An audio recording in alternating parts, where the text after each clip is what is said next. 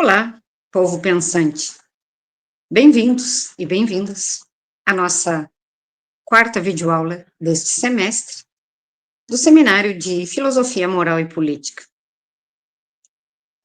Como consta lá no nosso plano de ensino, hoje nós trataremos, nesta videoaula, de uma introdução, então, ao pensamento da filósofa Rosa Luxemburgo, uma polonesa.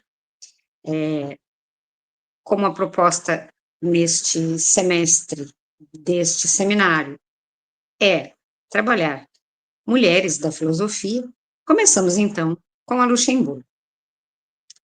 Então, o pensamento da Rosa Luxemburgo, que nasceu em 1871, tendo sido assassinada em 1919, ele ocupa um lugar singular na tradição marxista, tanto pela originalidade, tá, de sua interpretação das condições do capitalismo, quanto pela crítica que ela empreendeu às tendências autoritárias que se insinuavam nos movimentos socialistas do seu tempo. A Rosa foi uma intelectual militante revolucionária. Estas são características desta pensadora. Sua obra articula, gente, a teoria e prática, e colocando-se sempre a serviço da transformação social. Este é o ponto. Então, a trajetória da Luxemburgo, ela reflete um compromisso, tá? Um compromisso radical com a emancipação humana, com a democracia e com a luta contra a exploração capitalista. Este é o núcleo do seu pensamento. Sua crítica ao reformismo social-democrata, a sua análise sobre o imperialismo e a sua defesa da espontaneidade das massas. Tornaram-se, então, assim, as referências incontestáveis, incontornáveis, para os debates sobre socialismo, democracia e revolução do século XX. E ainda hoje se mantém em vigor. Bom, a Rosa, ela é nascida na Polônia, tá? Construiu sua militância na Alemanha, país que se tornava, no início do século XX, um dos centros assim mais avançados do capitalismo europeu e da organização operária. Bom, inserida então no Partido Social Democrata Alemão, o SPD, que reunia a vanguarda teórica e prática do socialismo de então. A Luxemburgo logo então se destacou por suas posições firmes contra a adaptação da social-democracia ao sistema burguês. Ela já se posicionava contra isso. Seu célebre embate com Eduard Bernstein, representante da corrente revisionista do SPD, expressa a sua convicção de que o socialismo não poderia ser conquistado gradualmente por meio de reformas parlamentares, tá? Mas apenas pela ruptura revolucionária. Era esse o ponto que ela defendia, tá? Então, nas palavras da própria autora, cito, ela diz, entre reforma social e revolução, há uma diferença de princípios. A reforma apenas modifica a superfície do velho edifício, enquanto que a revolução, ela o destrói para erguer, tá, em seu lugar, uma nova construção. Esta é a distinção, então, que a Luxemburgo faz. E a contribuição da Rosa Luxemburgo, ela não se restringe ao embate com o reformismo. Na sua obra intitulada A Acumulação do Capital, de 1913, ela traz, então, uma interpretação inovadora sobre as dinâmicas expansionistas do capitalismo. Ao destacar a necessidade de mercados externos para a sua sobrevivência, antecipando as discussões posteriores sobre imperialismo e globalização. Além disso, a crítica da Luxemburgo às práticas autoritárias no seio da Revolução Russa de 1917, em especial as políticas de Lenin, revela sua firme defesa da democracia socialista e do protagonismo popular. E assim, a Luxemburgo pode ser compreendida, gente, como uma pensadora que buscou articular, então, a radicalidade revolucionária e democracia, recusando qualquer projeto de emancipação que se convertesse em uma outra forma de dominação. Ela não aceitava isso, tá? Ela lutava contra exatamente isso.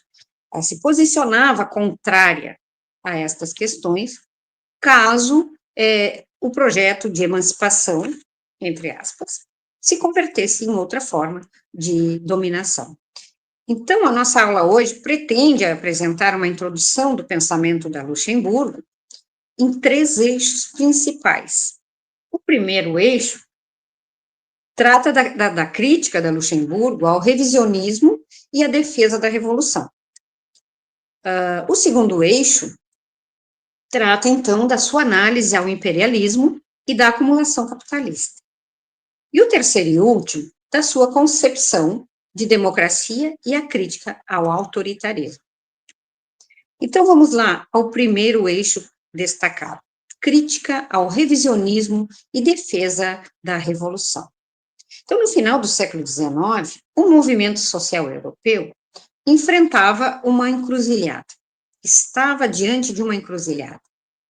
Manter a perspectiva revolucionária ou adaptar-se a instituições do Estado burguês.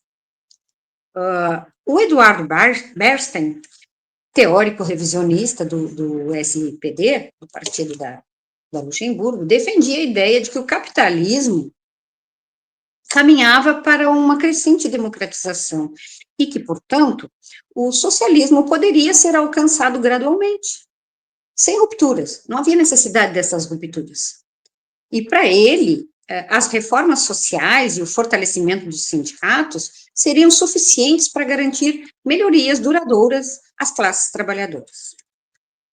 A Rosa Luxemburgo respondeu a esse revisionismo com sua obra Reforma Social ou Revolução, de 1899, onde ela reformulou uma defesa contundente da necessidade dessa ruptura revolucionária. E para ela, as reformas eram necessárias, tá? Mas nunca poderiam substituir a revolução. Então, a sua crítica era tanto teórica quanto prática. Teoricamente, sustentava que as crises capitalistas demonstravam a instabilidade estrutural do sistema, o que inviabilizava qualquer possibilidade de sua humanização. Praticamente, ela advertia que o reformismo acabaria por integrar os trabalhadores ao sistema, enfraquecendo, então, a sua capacidade revolucionária. E, nas suas palavras, cito: quem se pronuncia a favor da reforma social, em oposição à conquista do poder político e à revolução social, não escolhe, na realidade, um caminho mais calmo e seguro para o mesmo objetivo, mas sim um objetivo diferente. Em vez da realização de uma nova sociedade, escolhe a simples modificação da velha. Então, a sua defesa da revolução estava ancorada também na crença da capacidade criadora das massas populares. E, diferentemente das concepções que atribuíam às vanguardas partidárias a missão exclusiva da direção, a Luxemburgo acreditava que o processo revolucionário se alimentava da espontaneidade, tá? Da espontaneidade e da ação coletiva dos trabalhadores. E isso não significava a rejeição da organização partidária, tá? Mas a crítica a um modelo centralizador e burocrático que sufocasse a energia criativa dessa massa popular. O segundo eixo, já citado, trata-se da acumulação do capital e a crítica ao imperialismo. Então, neste eixo, na própria obra A Acumulação do Capital, de 1913, a Rosa Luxemburgo, ela busca, então, responder a esta questão central da economia política marxista. Como o capitalismo poderia expandir continuamente se sua própria lógica interna tendia a gerar, então, crises de superprodução? A resposta que ela dá foi que o sistema necessitava constantemente de mercados não capitalistas para escoar, então, os seus produtos e garantir a realização da mais-valia. Isso o empurrava para a expansão imperialista, submetendo, então, territórios coloniais e semicoloniais às dinâmicas do capital europeu. Então, esse diagnóstico antecipava já a centralidade de que o imperialismo teria no século XX, tanto nas guerras mundiais quanto na exploração dos países periféricos.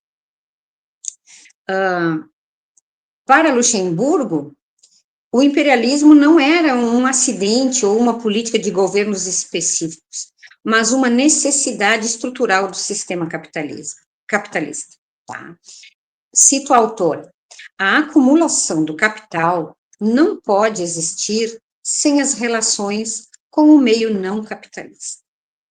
Então, daí a sua crítica às ilusões de uma suposta globalização harmoniosa. O expansionismo, capitalista, segundo ela, era inerentemente violento e expropriador.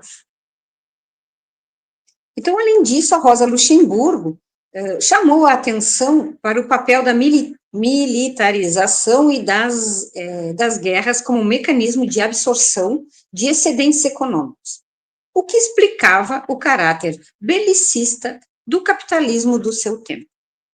Então, essa análise mantém grande atualidade, sobretudo quando se observam as formas contemporâneas de exploração e de dominação, que continuam a marcar as relações internacionais ainda hoje. O terceiro eixo fala, então, da democracia e a crítica ao autoritarismo. Então, a Revolução Russa de 1917 representou, para Rosa Luxemburgo, um momento decisivo. Se, por um lado, saudava o triunfo dos bolcheviques, como um passo histórico da luta socialista, por outro, não deixou de criticar os rumos autoritários que o processo assumia. E em seu texto, A Revolução Russa, de 1918, a Luxemburgo já advertia que a supressão das liberdades democráticas e a concentração do poder em um pequeno grupo dirigente poderiam, sim, destruir o próprio conteúdo emancipatório da Revolução. E sua famosa frase ecoa como um princípio. Cito: a liberdade é sempre a liberdade para quem pensa diferente. Em defesa da democracia, não se confundia com essa defesa da democracia não se confundia com a democracia liberal burguesa, tá? Mas estava vinculada a um projeto socialista em que a participação ativa das massas fosse a condição para a transformação social que ela buscava. Então, para ela, a democracia socialista deveria ser mais ampla, mais participativa e mais radical do que qualquer forma de democracia burguesa que existente na época, né, no tempo dela. Bom, o autoritarismo, por sua vez, mesmo em nome da revolução, seria apenas a substituição de uma forma de dominação por outra. Esse era o diagnóstico que ela apresentava. Bom, visto que nós vamos ter mais 2 videoaulas ainda sobre o pensamento desta filósofa, da Rosa Luxemburgo, importante pensadora, que nós propomos, então, apresentar, né, nesse seminário de Filosofia Moral e Política. Nós passamos, então, as considerações finais do que nós falamos até aqui no momento. Bom, o que eu resumi para vocês? Que o pensamento da Luxemburgo, ela articula, tá, uma síntese entre radicalidade revolucionária e defesa intransigente da democracia. E que a sua crítica ao reformismo, sua análise das contradições do capitalismo em escala global, assim como a sua defesa da liberdade como elemento constitutivo do socialismo, fazem da obra da Luxemburgo, né, uma referência indispensável. Nós precisamos, ao menos, ter uma noção do pensamento desta filósofa, dessa pensadora, tá? Para que, principalmente para quem busca, então, compreender os desafios da emancipação humana. A Luxemburgo é fundamental de ser estudada, lida, ok? Bom, mais de um século após a sua morte, a Luxemburgo continua a inspirar movimentos sociais e intelectuais que enfrentam as crises do capitalismo contemporâneo. Crises econômicas, crises políticas e crises ambientais. E a expansão, então, destrutiva do capital, a sua tendência ao imperialismo e à degradação ambiental confirmam, em grande medida, as advertências que ela já formulou lá no início do século XX. Em um mundo marcado, então, pela desigualdade crescente e pela emergência climática, a sua aposta na força criadora das massas e na democracia socialista ganha nova atualidade. A Rosa Luxemburgo deixou não apenas uma obra teórica de grande densidade, gente, mas também um testemunho de vida. Qual seria esse testemunho de vida? Ela diz que a inseparabilidade entre teoria e prática, entre pensamento e ação, e entre crítica e luta. Então, a sua voz segue ressoando como um lembrete de que a emancipação ela não pode ser delegada nem adiada indefinitivamente, mas deve ser construída pelos próprios sujeitos da história. Então, vem de encontro àquilo que eu sempre coloco para vocês, de que a teoria precisa caminhar ao lado da prática. É quando eu digo para vocês que o conhecimento filosófico adquirido nos nossos estudos, nos nossos cursos, ele perde o seu sentido, a sua validade, uma concepção da prof, tá? Respeito quem possa pensar diferente, mas essa é uma concepção defendida por mim, que se os nossos conhecimentos não servirem para compreender, não só compreendermos a nossa realidade, o nosso tempo, a sociedade na qual nós estamos inseridos, não só compreender, mas também atuar. Como é que ela diz aqui mesmo? Pensamento e ação. Nós precisamos utilizar o nosso conhecimento para podermos contribuir com o nosso mundo da vida, para usar um termo habermasiano, o nosso mundo da vida, aquele social do qual nós fazemos parte. Nós somos atores, termos habermasiano também. Tá? Então, nós somos atores deste tempo, tá? Deste mundo da vida. E se nós não utilizarmos a teoria, o conhecimento adquirido nos nossos estudos, nos nossos cursos, em prol das melhorias, em prol de alternativas para problemas conflitantes deste nosso mundo, filosofia de gaveta não tem validade.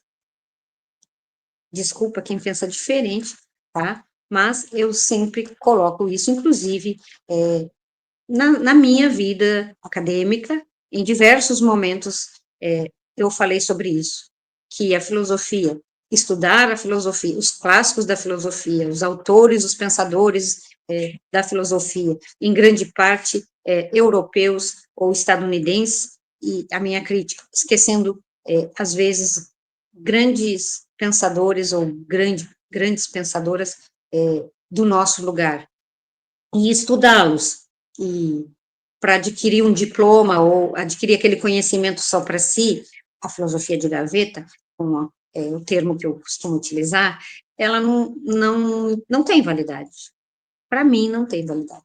O teu conhecimento só para ti, sem ser aplicado, não tem validade. E é exatamente isso que a Rosa de Luxemburgo, lá no século XX, já colocava, né? Ó, novamente, ela não deixou apenas uma obra, mas também um testemunho de vida, quando ela diz que a inseparabilidade entre teoria e prática, pensamento, ação, crítica e luta.